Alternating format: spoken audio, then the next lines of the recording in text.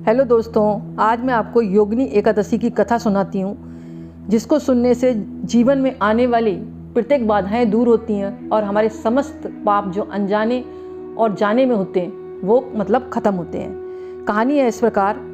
एक कुबेर नाम का एक राजा जो अलकापुरी नाम की नगरी में राज्य करता था, वह परम शिव भक्त था। उनका एक हेममाली नामक एक यक्ष जो था वो सेवक था, उनका सेवा किया करता था और वो पूजा के लिए फूल लाया करता था।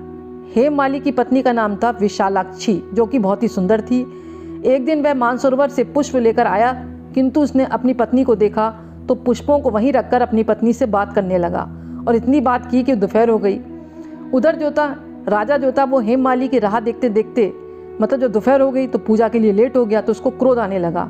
तो उसने सेवकों को आज्ञा दी कि जाओ देखो वो कहाँ गया, क्यों नहीं आया पुष्प लेकर। जब सेवक उसका पता लगाने गए तो पता लगा वो अपनी पत्नी के पास बैठे बातें कर रहा है और टाइम को ख़राब कर रहा है। इस बात को सुनकर राजा कुबेर ने हेममाली को बुलाने की आज्ञा दी। डर से कांपता हुआ हेममाली राजा के सामने उपस्थित हुआ। उसे देखकर कुबेर को अत्यंत क्रोध आया और उसके ओंठ फड़फड़ाने लगे। राजा ने कहा, अरे अधर्मी, तुझे पता नहीं कि तेरा राजा पूजा के लिए बैठा है, तू शिव जी का अपमान कर रहा है। मैं तुझे श्राप देता हूँ क्योंकि मेरी आज पूजा नहीं हो पाई कि तू अपनी स्त्री के वियोग में तड़पेगा और मृत्यु लोक में जाकर कोढ़ी का जीवन व्यतीत करेगा। कुबेर के श्राप से वह तत्काल स्वर्ग से पृथ्वी पर आ गिरा और कोढ़ी हो गया। उसकी स्त्री उससे बिछड़ गई। मृत्यु लोक में आकर उसने अनेक भयंकर कष्ट भोगे, किंतु शिव की कृपा से उसकी बुद्धि भी मलिन ना हुई।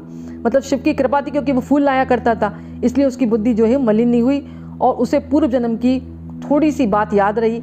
अनेक कष्टों को भोगता हुआ तथा अपने पूर्व जन्म के कुकर्मों को याद करता हुआ वह हिमालय पर्वत की तरफ चल पड़ा। वहाँ पर चलते चलते उसे मार्कंडे ऋषि का आश्रम मिला। वहाँ पर जाकर उसने अपनी सारी बातें बता दी। तो मार्कंडी जी से कहा कि हे मार्कंडे ऋषि जी, आप मुझे इस जो कोढ़ की योनि से, यानी कोढ़ी हूँ मैं, इसकी योनि से मुझे मुक्ति दिलाओ और मेरी समस्त बाधाएं दूर करो, मुझे श्राप मिला हुआ है। तब जो है मार्कंडे ऋषि ने कहा, मैं तुम्हारी सच्ची बात से प्रसन्न हूँ, लेकिन तुमने जो भी किया वो गलत किया कि राजा तुम्हारा इंतजार करता रहा और तुम पुष्प लेकर नहीं आए, तुम अपनी पत्नी के साथ बात करते रहे। आखिर तुमने गलत तो किया है, लेकिन तुमने सत्य भी बताया।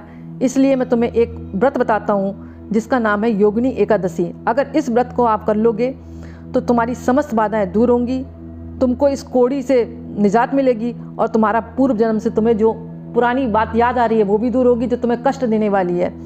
तो उसने विधि विधान से इसका व्रत रखा। जब भी योगिनी एकादशी आषाढ़ पक्ष की आई तो उसने व्रत रखा और विधि विधान से पूजा करी और भगवान विष्णु के आगे क्षमा याचना मांगी और उसके जीवन के सारे पाप नष्ट हुए और वो स्वर्ग की ओर प्रस्थान किया। तब से कहा जाता है कि योगिनी एकादशी वाले दिन इस कथा को कोई सुनता है या सुनाता है, उसके जीवन के समस्त पाप नाश होते हैं।